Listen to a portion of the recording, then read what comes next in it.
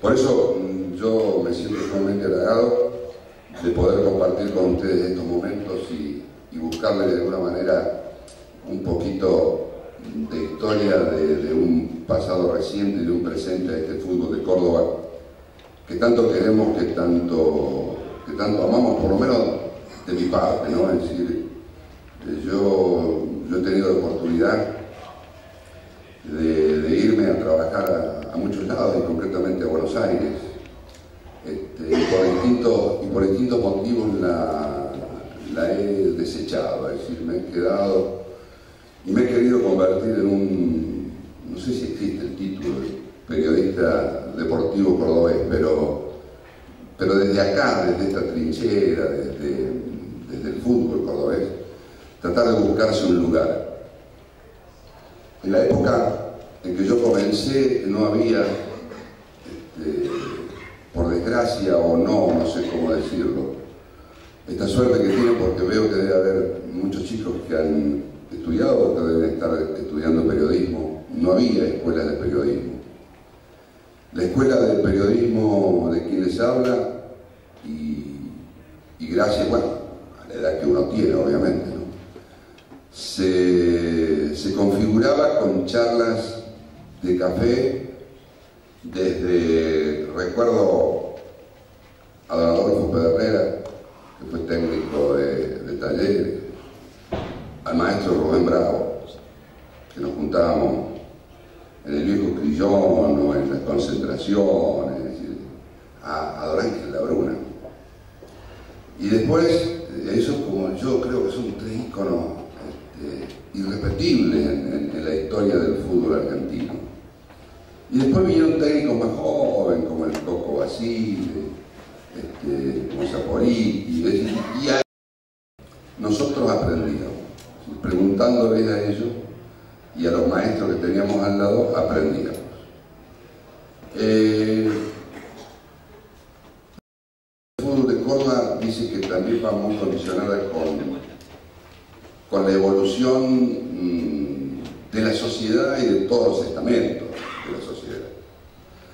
En aquella época, cuando se los invita al Nacional, estoy hablando de los años 68, década del 70 y principio del 80, yo creo que fue la etapa más brillante que tuvo el fútbol de Córdoba, porque conservaba una identidad, porque se formaban equipos con jugadores de prosapia cordobesa. Y cuidado, quiero ser cuidadoso en esto porque no vayan a creer que yo estoy en contra de que vengan jugadores de otros lados, cerrar fronteras o...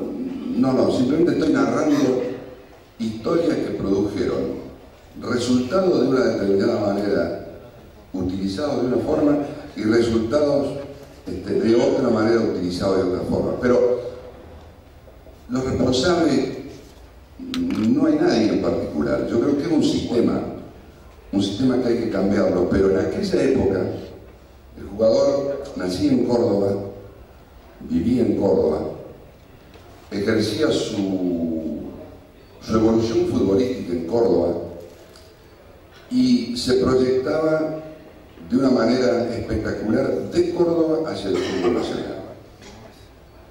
Y fueron las épocas de los grandes equipos, de los grandes jugadores cordobeses.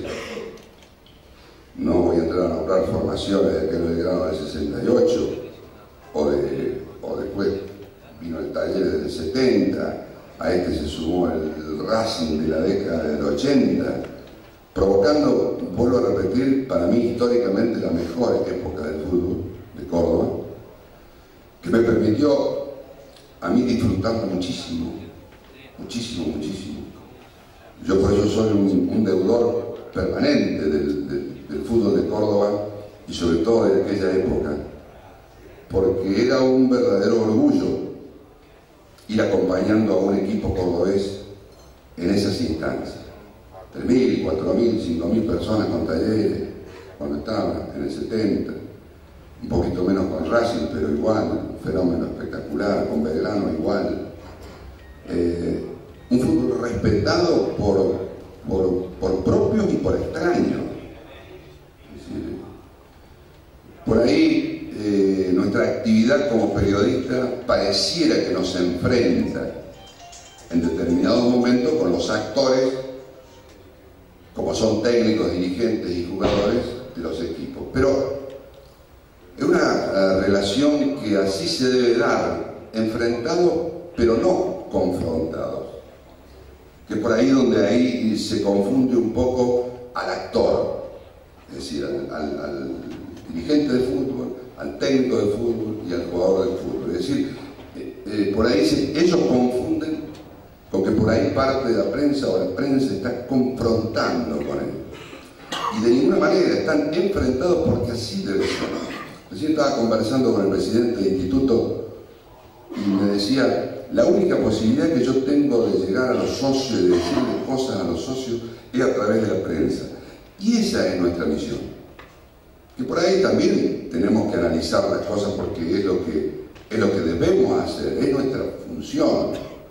Es decir, por eso de ninguna manera hay confrontación, sino sí posiciones enfrentadas. Pero después de esa época histórica tan linda, vuelvo a repetir, y a propósito de esta confrontación, uno en la actualidad está viviendo por ahí cosas con un determinado club, y concretamente es el Club Atlético Talleres, que es en la actualidad el que todavía nos queda a los cordobeses por levantar, por sacar, porque hasta hace 5 años, si yo daba esta charla hace 5 años, yo tenía que decir que el fútbol de Córdoba estaba en uno de sus peores momentos, un abismo total. Talleres quebrado y tirado en la lona, Belgrano quebrado y tirado en la lona, Racing con convocatoria de acreedores, Instituto con peleando durante 6 años consecutivos el descenso en el Nacional B. Es decir, si yo me ubicaba hace 5 años atrás, ese era el panorama que teníamos. Hoy estamos viviendo cosas distintas. Hoy estamos viviendo un Belgrano recuperado desde el punto de vista institucional, con una gerenciadora que ha hecho lo que primero esa famosa ley de salvataje deportivo manda, es decir, el juez y la gerenciadora empezaron a generar recursos para levantar la quiebra del club y devolverse a los socios, que en definitiva es lo que dice esa ley. Hoy vemos a un instituto con una renovación total de su comisión directiva, a lo mejor con otros conceptos, con equivocaciones o no, como les podemos tener nosotros, como les tenemos nosotros, obviamente, pero le ha dado otro ímpetu al instituto, le ha dado otra calidad institucional, y en lo futbolístico todo es muy relativo, porque si en un campeonato entran 20 para participar de ese campeonato, no sé si los 20, pero 15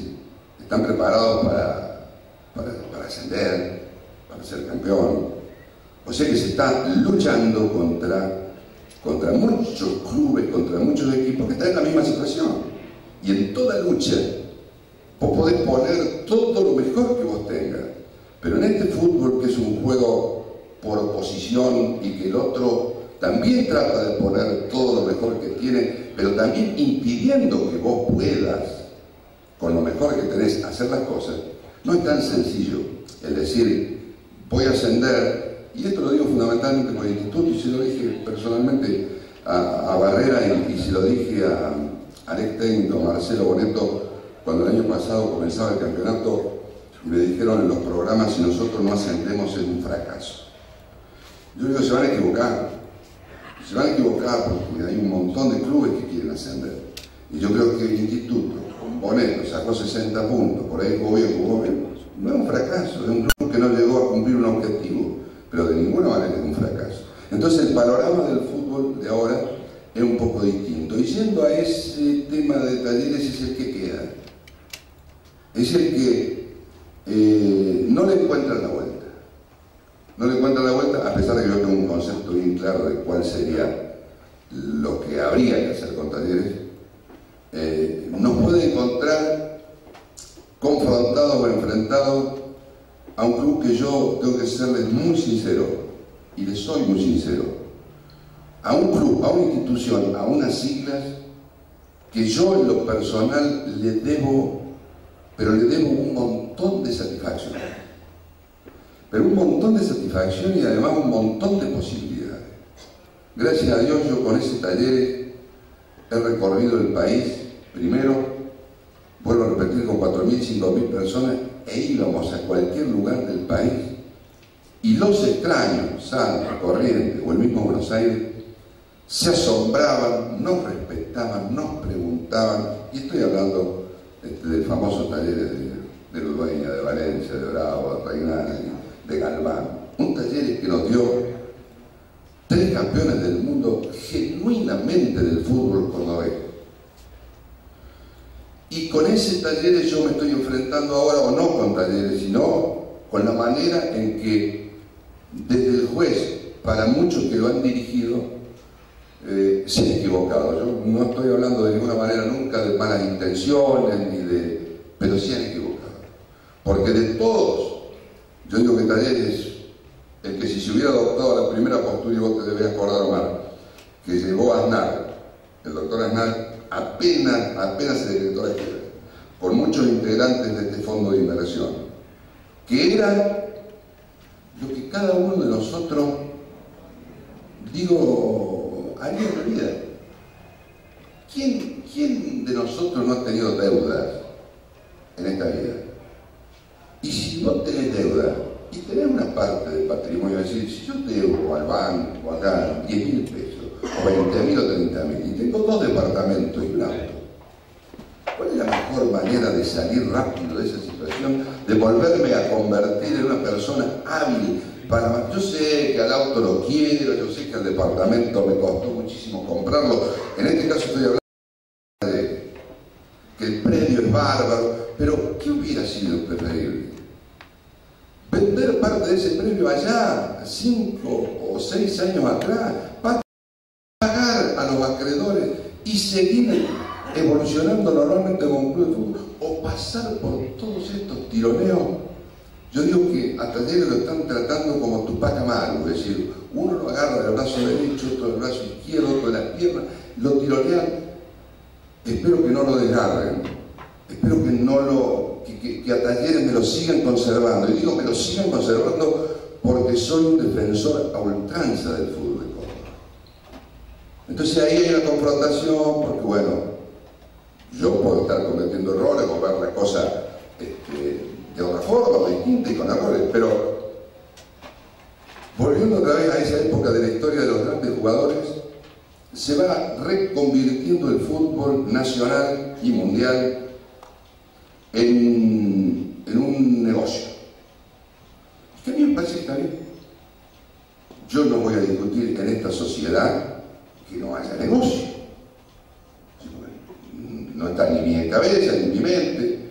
Si no tengo una mentalidad socialista de que acá todos tenemos que ganar igual, si no, creo que hay negocios, sí. El fútbol se fue convirtiendo a través de su importancia en negocio, y si van mucho a la cancha, ya ¿por qué no lo pasamos por televisión? Porque lo van a ver mucho, lo televisamos, bárbaro. Y si están jugando 2 del interior, ¿por qué no juegan 4? Bárbaro. Lo que yo creo que se ha ido desvirtuando permanentemente es que cada vez se ha querido hacer más negocio o ganar mucho más dinero, o entrar a desvirtuar la palabra negocio por negociado, y ahí fue donde se empezó a desvirtuar el tema de la relación futbolística de los equipos cordobeses y de los clubes cordobeses. Porque los dirigentes cordobeses tenían que seguir estando en el sistema. ¿Y qué le imponía el sistema? Que ya el jugador de fútbol no era el de antes, que trabajaba y que sentía la camiseta, porque entraron a venir los representantes, las ventas, que vuelvo a repetir, me parece que tienen que estar. Pero también creo que, como en toda cosa que nos pasa en la vida, o que nos pasa en una ruta con un auto, o que nos pasa cuando nos pasamos de vuelta, es muy probable que fundamos el motor. Y acá en Córdoba se fundió el motor futbolístico con los ejemplos que yo les daba de los equipos cordobeses. se trajeron, no tengo el número, no lo llevo el número, pero si me meto en alguna página tengo las estadísticas, se empezaron a traer miles y miles y miles de jugadores de cualquier lado, y tras la búsqueda del objetivo, que era o salir del Nacional B o no descender de la A, y se empezó a dejar de lado el tema de la formación del futbolista cordobés. Es decir, no existieron prácticamente las inferiores en los equipos de Córdoba en ese lapso. Si yo les pido a ustedes que después, no me acuerdo bien, pero de las ventas de, olvidémonos del Pastore, ¿no? Un hecho de recién, y que incluso jugó 5 partidos nada más, pero por lo menos, otra de las cosas que también yo quiero hacer referencia es que cuando yo me refiero a jugadores cordobeses, me refiero a jugadores que pisaron las canchas cordobesas y lucieron la casaca de los equipos de Córdoba. Pero en esa época que les hablo yo de un blanqueo, de una nebulosa, de un paréntesis futbolístico con tonada cordobesa, nos tuvimos que aferrar a dónde nacieron.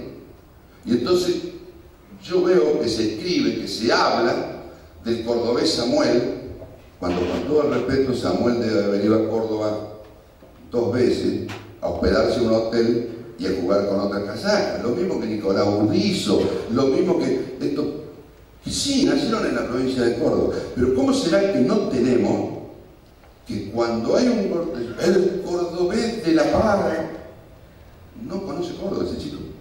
Entonces, gracias a que la necesidad